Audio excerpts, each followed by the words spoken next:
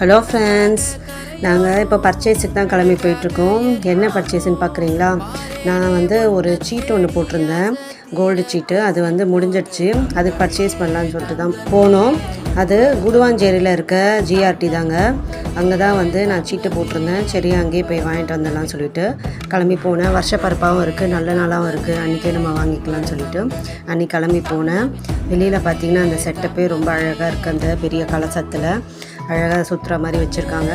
இப்போ தான் சீட்டு ஸ்டார்ட் பண்ண மாதிரி இருக்குது. அதுக்குள்ளே கண்ணுக்கு தெரியாமல் கட்டி முடிஞ்சு போச்சு.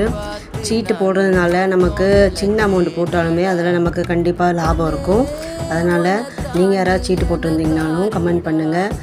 நான் ரிங் எடுக்க தான் போனேன். நான் என்ன பர்ச்சேஸ் பண்ணேங்கிறத நெக்ஸ்ட் வீடியோவில் காமிக்கிறேன் ஃப்ரெண்ட்ஸ்.